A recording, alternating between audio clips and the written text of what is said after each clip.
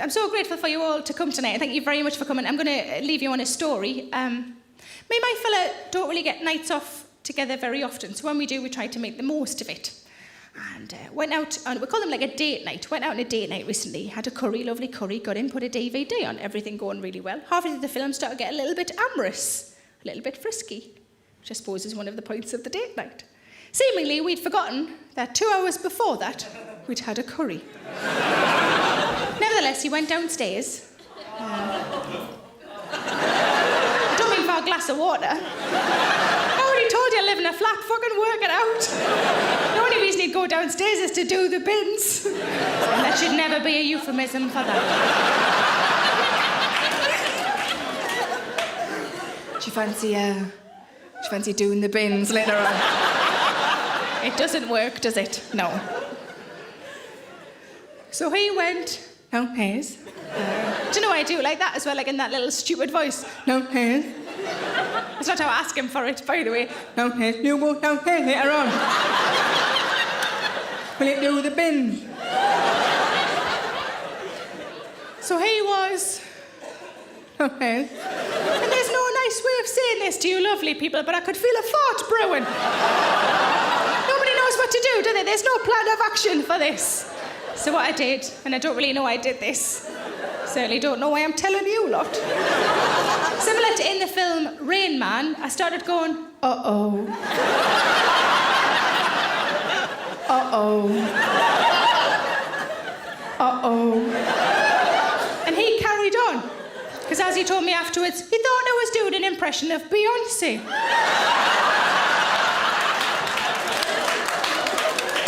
But we've clearly not got the hang of the whole seduction thing. I think that's fairly evident from what I've told you so far, isn't it? But I walked in on him the other day and he was lying on the bed just in his pants, because you know how men think that's attractive. And he had one bollock hanging out. And I thought, I'm going to have to pull him on it. Question him on it, not pull him on it. If only they made that noise. If they made that noise, I'd never leave the little buggers alone.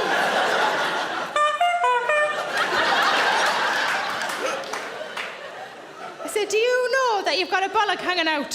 He said, yes, I do. I put it out especially for you.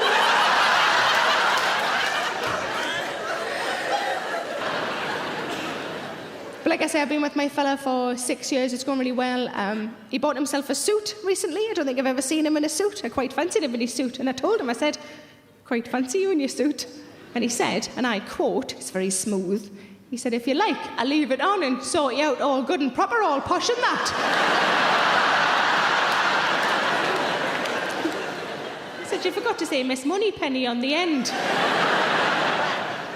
But the only time we ever argue is when it comes to Christmas, birthdays, present giving times, that sort of thing, because he really likes to buy me surprises, and I really hate surprises. We've got a bit of a happy medium now, though, the last couple of years, where I give him a list of pre-approved surprises. 5 or 6 things. He can pick whichever one he likes. I don't know which one it's going to be, so it's still technically a surprise. He came home a few days before my birthday last year, and he said, never guess what I've just done. I said, what have you just done? He said, I've gone off list. He said, I'm not even sure if you're going to like it. I said, why the fuck did you buy it then? I mean, thank you. But a friend of mine who doesn't really know us very well, she said, oh, that sounds like an engagement ring to me. I said, no, it sounds like kaplunk. But we have quite busy lives, as I'm sure a lot of you guys do too. And when we go on holiday, we like to go somewhere relaxing, somewhere where we can look at nice scenery and read books. That's all we really want to do. My boyfriend doesn't like to fly, so we tend to stay within the UK. And because we don't have to pay for expensive flights, we sometimes treat ourselves to a slightly posher hotel. The last posh hotel we stayed in had 2 baths either side of each other. And I thought, oh, we're going to be able to have really romantic baths together without having to stare at hairy toes. That man puts up with an awful lot with me. To be fair, his feet aren't any better. They're not horrific, they're just, you know, feet.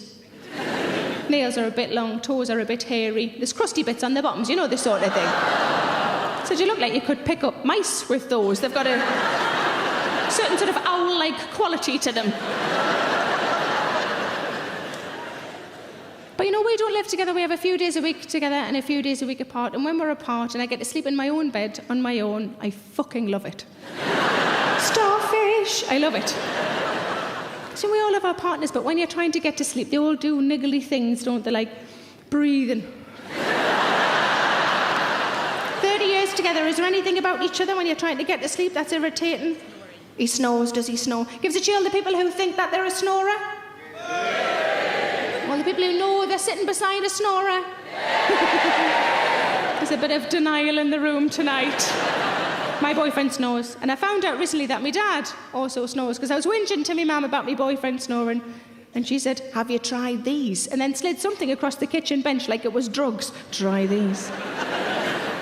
And what they were those nasal strips. I don't know if you've seen them. They're little strips that go across the bridge of the snorer's nose so that they open the nostrils out so that they can breathe more clearly. And in theory, they don't snore anymore. Now, they worked for us for a while until it came to Christmas. Now, something you need to know about me is that I really love Brussels sprouts.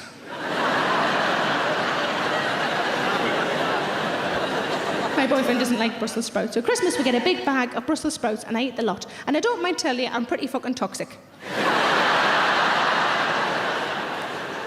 So just before we went to bed on Christmas night, my boyfriend went, do you mind if I don't put the strip on tonight?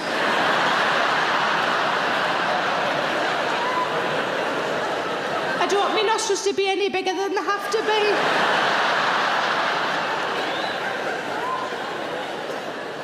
Another thing he does, he puts his arm across us, and I quite like that, because I feel quite sort of safe and protected, I suppose. But then sometimes he puts his leg across, and I think, oh, now you're taking the fucking piss. The last time I did it, he put his foot, remember, I described it not that long ago. He put his foot on my leg, and he rubbed it up and down.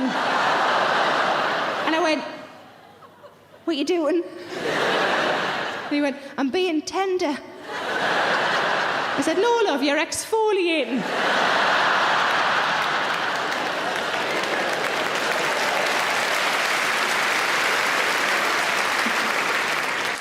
But when I lived alone, I really liked it. I really liked living alone. But one of the things I love about living with somebody else again is I like the unpredictability of it. I like that every now and again a sentence will come out that I would never have said. The most recent one, out of nowhere, he just went,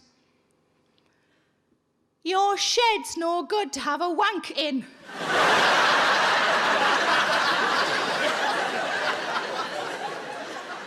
And I said, that's because it's a greenhouse, love.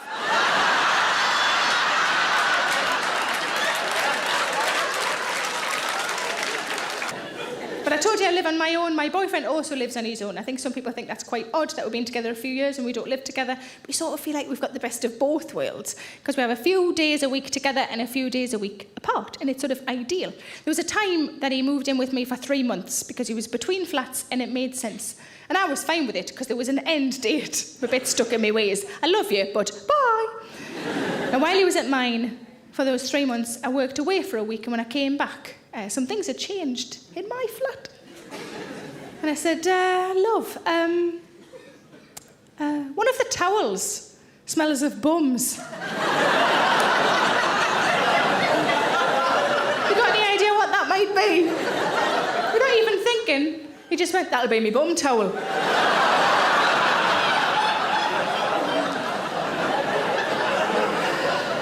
So when he did eventually move out as a housewarming present, I brought him a small brown hand towel. It's good because it's brown, he doesn't have to wash it, he can just crack it and use it again. Oh. But his mum came around to his flat, his mum's lovely, she came around to his flat and she said, got you a new duvet set. He said, I don't need a new duvet set. She said, you've got one that you just wash and put back on, this way you'll have a change. And he said, that's lovely, thank you very much. So she went to put it on, and it was lovely. It was all patterned, sort of matching. It was really nice. It was a little bit flowery for him, just a little bit flowery for him. And he went in to have a look, and he didn't want to hurt her feelings. He came back out, and he went, she's made me bed gay.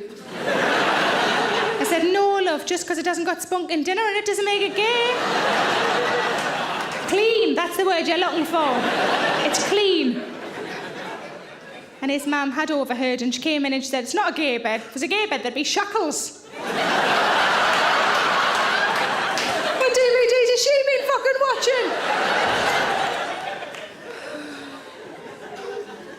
But he is a lovely man. He's lovely. We were in bed the other day and he got quite animated. And he shouted out, "Feel how hard that is!" And I thought, you bugger, it's Tuesday. We didn't have this booked in. Turns out he's talking about the skin on his feet. I thought about taking him to one of those places, you know those places that are popping up all over the place where it's got a tank with the fish in and you put your feet in and the fish nibble at the hard skin, you know those places. And I thought about taking him to one of those and I thought, I can't do that. The poor little fish, they'll think he's got fucking shoes on. I'm just going to take him to a blacksmith instead. But he's lovely. He's the nicest person I've ever met. He's a genuinely good man. And in January this year, I said to him, you know what? I think it's about time we started talking about the future. And that's what I expected from him, like an awkward silence.